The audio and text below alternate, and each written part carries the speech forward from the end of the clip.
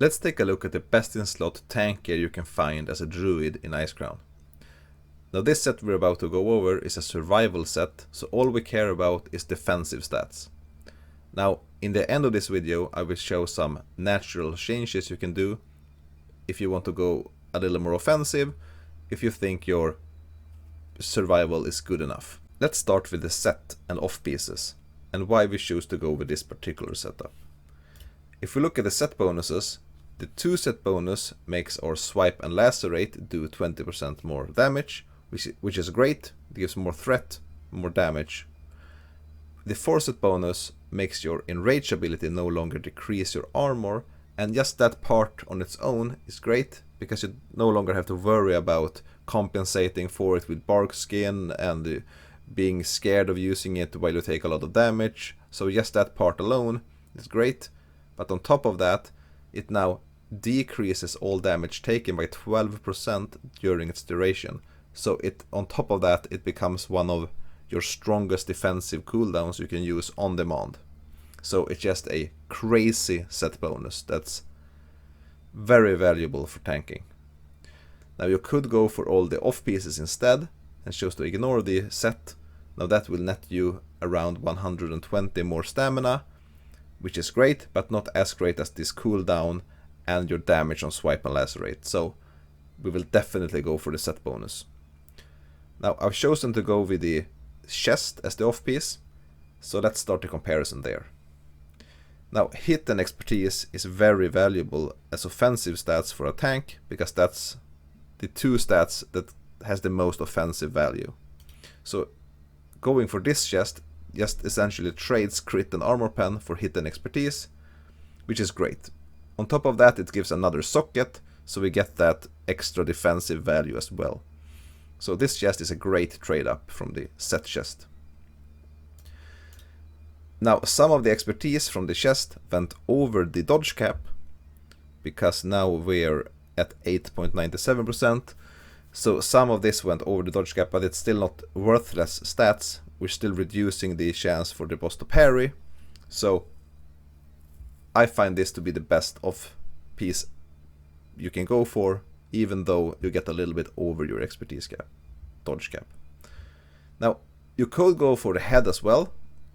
That's not a bad trade-off. You get the hit, you don't get the expertise, but some of that expertise has had a decreased value anyway. So this would make sense. The thing here is that we don't get that extra socket, so going for the head just isn't as defensive.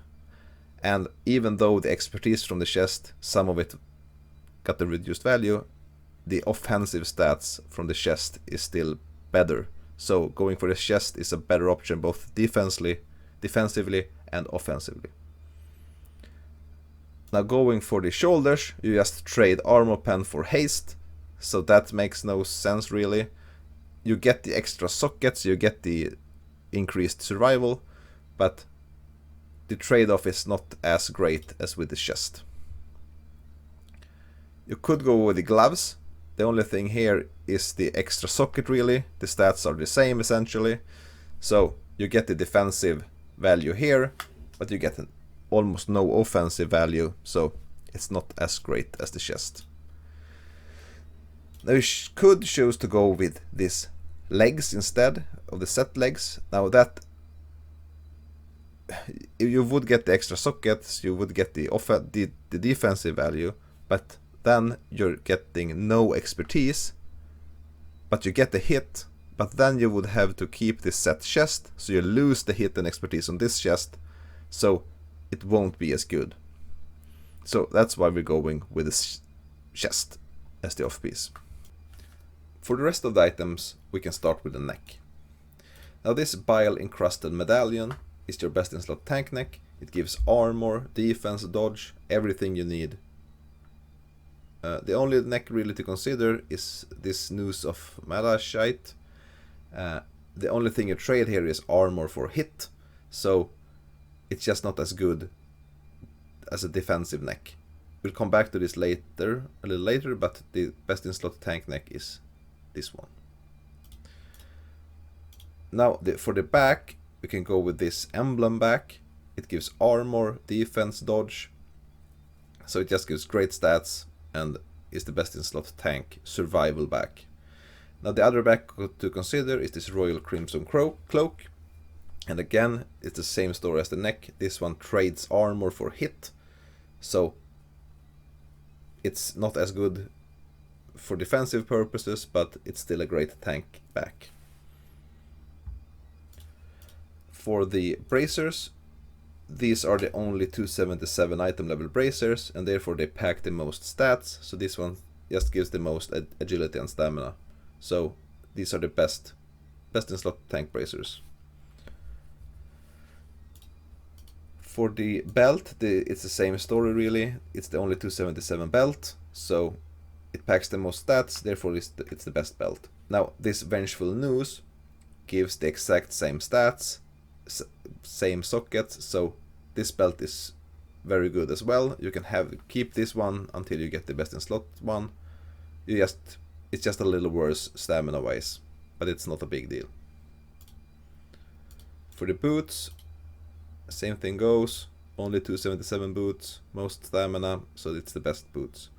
Now these leatherworking boots, if you can utilize the expertise, these ones are great as well. You can get these ones maybe early on, and they will be great tanking boots until you get these frostbitten fur boots.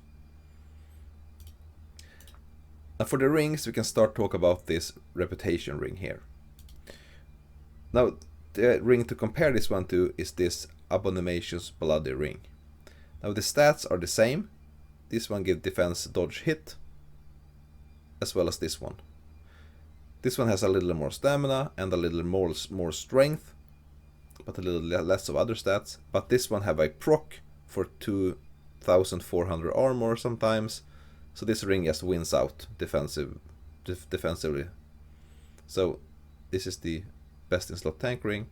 Now the real best in slot tank ring is this one. This one is just insane. It gives a lot of armor, a lot of stamina, defense, dodge. Now if we could wear the normal version of this as well, then the heroic and normal version would be your best in slot rings. But we can't, so we can just wear one of them, and then the heroic one is better. Now all the other rings up here are not tank rings, they are DPS rings, so they're not really worth considering when talking survivability. Now for the trinkets, we can start with this unidentifiable organ. Now this trinket is just head and shoulders above everything else.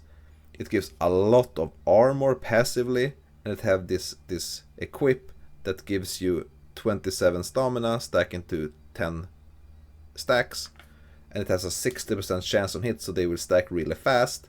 So this will net you 270 passive stamina for the majority of the fight, as long as you're being hit, on top of the armor it gives passively. So this trinket is just insane, and the same story goes here. If we could wear the normal version together with the heroic version, then the normal and the heroic version would be your best in slot tank trinkets. But you can't, so the heroic one is the best one. Now for the other trinket, the Syndragosa's Flawless Fang gives the most stamina. Now the use effect on this one is pretty poor. I think it's more or less worthless in most situations. So we're only looking at the stamina here. So this one gives the most passive stamina out of all other trinkets. Now the other trinket to consider here is the Juggernaut's Vitality, or the Alliance version. I can't remember what it's called, but it's the same trinket. Now this gives a little less stamina, but it has a useful use effect.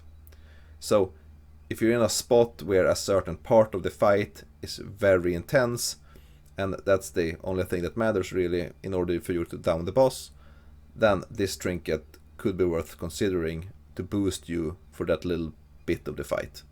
But passively, the Syndragosa's Flawless Fang is your best in slot trinket.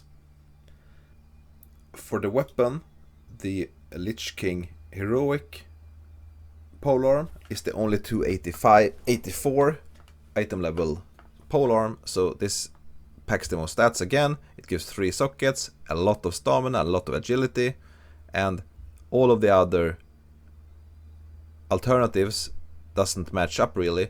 The only one that we can talk about really is this Wrathful Gladiator's great staff. Now this staff gives a little more stamina, so it is better survival wise really. It just trades off a little agility for some more stamina, but it wastes a lot of stats. You lose out on some attack power, some armor pen, and you keep the crit. The resilience is useless really, so it's just a lot of offensive value for a little more defensive value. Now if you want a real survival best in slot staff, I guess this one is what you're looking for, but I would choose the heroic Lich King polearm every day. So we're keeping this one as the best in slot one. Now the other weapons to choose from is great as well. Bloodfall is great. It's not far behind Oathbinder. It's just a little stamina behind really. Same goes with Distant Land. It's just a little bit worse, but it's great as well. The Tainted Twig of Nordrosil is great as well. Now Cryptmaker I wouldn't go for because this one doesn't have agility, so you lose out on a lot of defensive stats there. But these other ones are all great until you can get the Oathbinder.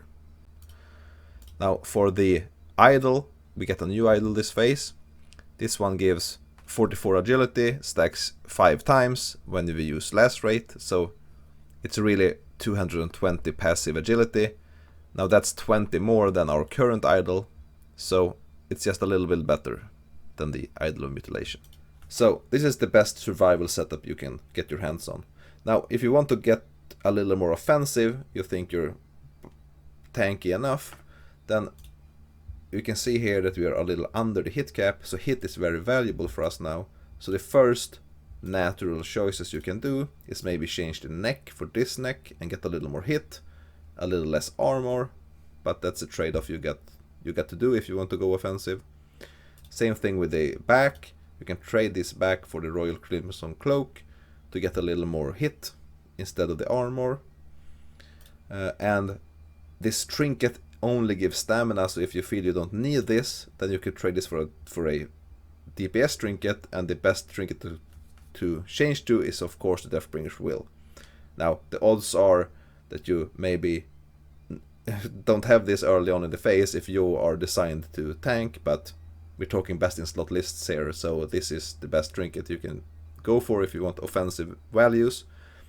Now Death's Choice isn't bad either, so that's an alternative if you want to change trinkets.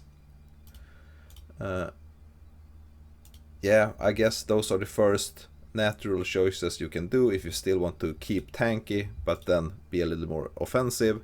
Now you can get as offensive as you want, and I don't feel the need to do a balanced best in slot list because it all depends on how balanced you want to be.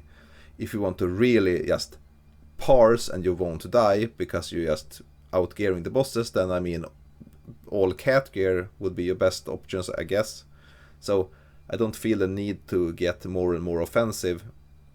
I think if you need the survivability, this is the best in slot list, and if you feel you survive the fights comfortably and you want to get a little more offensive, maybe get some more threat or parse a little, then you can change slot by slot for more offensive gear, and it's up to you how offensive you want to get, so it makes no sense doing a best in slot list for those situations. Anyway, this is the best in slot list for survival tanks. Thanks you all for watching, and I'll see you next time.